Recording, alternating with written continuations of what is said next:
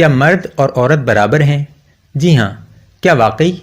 جی ہاں، برابر ہیں۔ پھر اگر ایک لڑکا ایک لڑکی کے ساتھ شادی کے وعدے پر رات گزار لے اور بعد میں شادی سے انکار کر دے تو مظلوم لڑکی ہی کیوں؟ جو ہوا دونوں کے ساتھ ہوا، جو کیا دونوں نے کیا، جو ملا دونوں کو ملا۔ فرق صرف یہ ہے کہ لڑکے نے اپنا مطلب نکالنے کے بعد شادی سے انکار کر دیا تو لڑکی بدلہ لے لے، لڑکی بھی شادی سے انکار کر دے، حساب برابر۔ اس میں مسئلہ کیا ہے؟ ناظرین، مسئلہ یہ ہے کہ خربوزہ چھری پر گرے یا چھری خربوزے پر، کٹتا خربوزہ ہی ہے۔ یہ ہے زندگی کی وہ حقیقت جس سے الحاد کو انکار ہے۔ آنکھیں پہاڑ دیکھتی ہیں اور دماغ دھوکہ دے کہ کوئی پہاڑ نہیں ہے، یہ سب تمہاری نظر کا فطور ہے۔ سبحان اللہ۔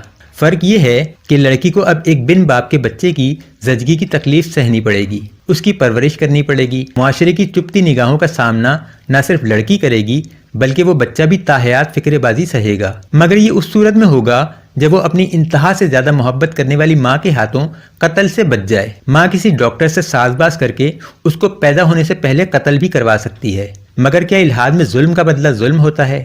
یقیناً نہیں ہوتا، لہذا مسئلہ برقرار ہے۔ کیا لقب دے گا معاشرہ اس لڑکی کو اور اس کے پیدا ہونے والے بچے کو؟ کہتے ہیں معاشرہ بدلا جا سکتا ہے جہاں اس قسم کی باتوں کی کوئی اہمیت ہی نہ ہو۔ معاشرہ بدلنے کے خواہاں حضرات میں سے ایک صاحب کہتے ہیں کہ یورپین ممالک میں لڑکی اس فعل کو انجام دینے میں دیر اس لیے لگاتی ہے کہ اسے نہ سمجھ لیا جائے۔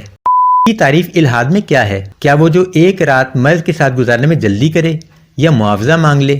یعنی جو دیر سے رضامند ہو وہ شریف عورت، اور جو جلدی مان جائے وہ، جو مفت میں راضی ہو وہ شریف عورت، جو پیسے مانگ لے وہ۔ مجھے تو یہ فلسفہ بالکل سمجھ نہیں آ رہا۔ مرد اور عورت برابر ہیں، مرد عورت ایک ساتھ مخصوص طریقے سے وقت گزارتے ہیں، پھر مرد عورت کو پیسے دیتا ہے، کیوں؟ عورت مرد کو پیسے کیوں نہیں دیتی؟ فعل تو دونوں نے ایک جیسا انجام دیا، پھر اس عورت کو کہا جاتا ہے اور مرد کو؟ یہ کیسی برابری ہے؟ آئیے آپ کو ایک واقعہ سناتا ہوں۔ ایک لڑکی نے ایک لڑکے سے سوشل میڈیا کے ذریعے دوستی کی، پھر وہ لڑکا لڑکی کے شہر آیا، 3 دن کے لیے ہوٹل میں کمرہ لیا، لڑکی کو وہاں بلوایا اور دونوں نے خوب انجوائے کیا۔ پھر لڑکے نے لڑکی سے کہا you are a good girl, مگر میں تم سے شادی نہیں کر سکتا، کچھ گھریلو مجبوریاں ہیں۔ لڑکی کا دل ٹوٹ گیا، حالانکہ اصولاً لڑکی کا یہ رویہ غیر منطقی ہے۔ لڑکی کو کہنا چاہیے تھا you are also a good boy, میں کون سا تم سے شادی کو مری جا رہی ہوں۔ پھر دونوں اپنے اپنے راستے چلے جاتے، مگر بدقسمتی سے ایسا نہیں ہوتا۔ لڑکے کا مسئلہ یہاں اختتام پذیر ہو جاتا ہے، مگر لڑکی کے مسائل ابھی باقی ہیں، جیسا کہ میں نے پہلے ذکر کیا۔ کیا یہ ارتقاء کا قصور ہے یا فطرت کا؟ ارتقائی نظریے میں کیا یہ ممکن نہ تھا کہ اس فعل کے نتیجے میں مرد حاملہ ہو جاتا اور لڑکی ہاتھ جھاڑ کر گھر چلی جاتی، سکون سے زندگی گزارتی؟ کس کی فیصلہ سازی ہے یہ؟ میں نے ملحدوں کے گروپ میں یہ تحریر پڑھی اور کمنٹس پڑھ کر کافی دیر تک سوچتا رہا کہ یہ کن لوگوں کے کمنٹس ہیں۔ نہ تو یہ مکمل مسلمانوں کے کمنٹس ہیں، نہ مکمل ملحدوں کے، کوئی بیچ کی قوم ہے، یہ ایک کنفیوزڈ قوم۔ مذہب چھوڑ دیا، الحاد کو اپنا لیا، مگر کمنٹس میں کی گئی گفتگو حقیقت کھول رہی ہے۔ انہوں نے مذہب چھوڑا مگر مذہب نے ان کو آج تک نہیں چھوڑا۔ انہوں نے الحاد کو اپنانے کی کوشش کی مگر الحاد نے انہیں دھتکار دیا۔ کچھ لوگوں کے کمنٹس مجھے الحاد سے قریب ترین لگے۔ مثلاً ثنا خان کہتی ہیں کہ لڑکی نے اپنی مرضی سے اپنا جسم لڑکے کو سونپا، اب کیوں الزام دے رہی ہے؟ لڑکے نے اپنا فطری تقاضا پورا کیا، لڑکی کی رضامندی سے کیا، کوئی زبردستی نہیں کی، پھر وہ قابل نفرت کیوں؟ شادی نہیں کی اس لیے؟ شادی ہوتی کیا چیز ہے؟ کیا اہمیت ہے اس کی الحاد میں؟ میرے مطابق الحاد کا رویہ کچھ اور ہونا چاہیے تھا۔ مثلاً کچھ اس قسم کے کمنٹس ہوتے، شادی؟ کیسی شادی؟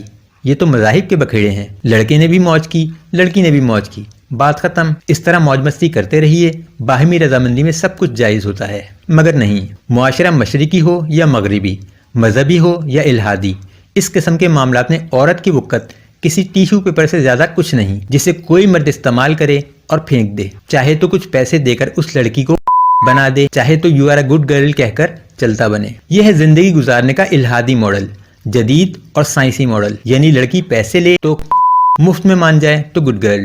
اب آتے ہیں اسلام کی طرف۔ اسلام میں بغیر شادی کے لڑکا لڑکی کی صحبت حرام ہے۔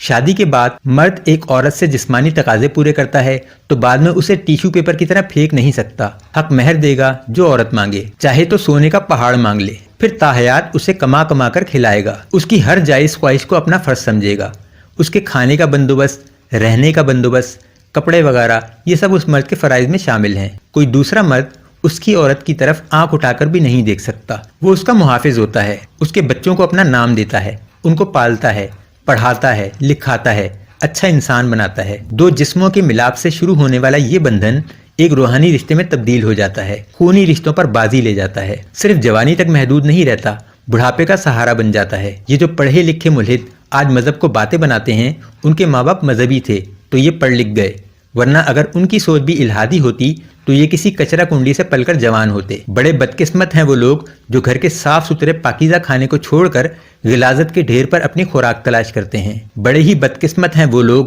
جو مذہب کی پاکیزگی کو چھوڑ کر الحاد کی غلاظت میں جا ڈوبتے ہیں۔